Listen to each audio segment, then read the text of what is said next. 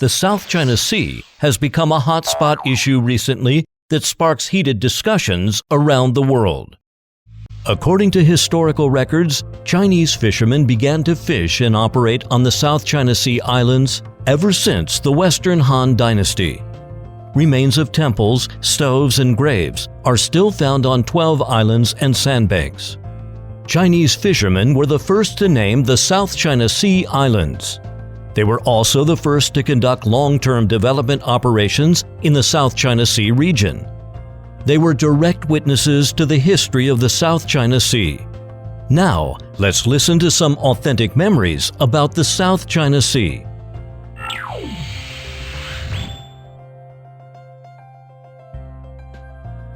18岁去了做海做到62岁，你估计我们做了多少年呢？那个时差那个脚板呢？那个脚板呢？一个脚板那个脚，我都活计认出来。那个网一打回来，我到那里抓那个产品挺多呢。是我最抓最早是我抓。菲律宾政府过去也不管南沙了，也不管要汉要不进他们。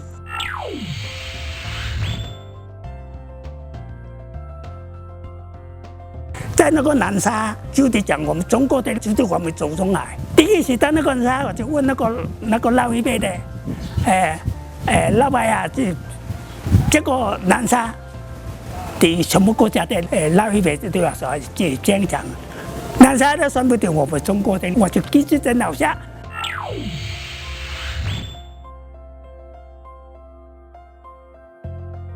南海祖祖辈辈都是我们去过的，我父亲、祖爷爷、那个曾爷爷、高爷爷，什么都是去过的了。当时那时候没有人害怕，那时候去的时候，岛上我父亲说，岛上整个所有南沙所有的岛都没有一个人在上面。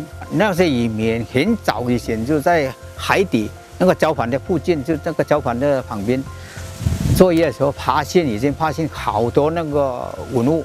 那口气上写大仙的也有，那乾隆的也有，上面都是我们中国的产物啊，大概就每一个礁都有了。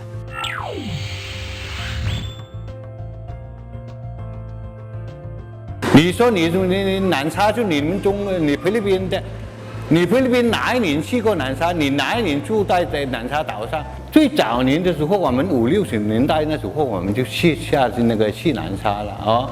那时候我们去南沙的时候，还没有见过你们菲律宾的人在岛上啊。我们海门的渔民，我们草航的渔民，50年代我们的祖辈，进口下西洋的时候啊，他们就已经下西沙爽南沙了。These are not empty words. The old fishermen couldn't just show up there by talking. They have more than just words, both witnesses and material evidence to prove their existence in the vast South China Sea. They have carefully preserved Japanese and British maps, which are their best evidence. 我一旦就宣讲过，汉奸的这个沿江那个海湖，沿江海湖一环那个南沙嘛旁边还有那个红线，这个环起来，你们怎么想的？南中国海。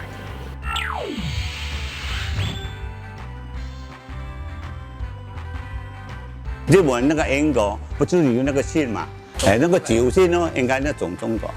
As recorded in historical documents, China already exercised administrative jurisdiction since the Tang and Song dynasties.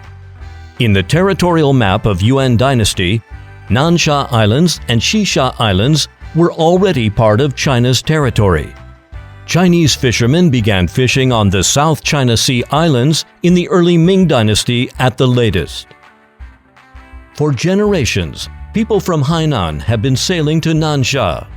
Despite the rich underwater resources, no food was available on the islands except seafood. Delicious as seafood may be, you can't live on it day after day. So the intelligent Hainanese planted coconut trees and potatoes on the islands, thus shouldering the responsibility of developing Shansha. Don't look down upon the fishermen. Though not well educated, their sailing skills and sovereignty consciousness are not to be ignored. 那些老船长、老渔民，他就用那个海石头啊，在岛屿上写上，南沙是我们中国的，读过书的那个小伙子啊，略懂英文的就写上 CSIMA。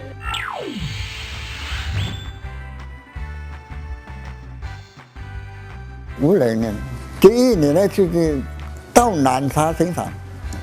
我们年轻的时候啊，我们到那个南沙，看不到越南，看不到这个菲律宾，这个人口啊，都是我们祖国的、中国的。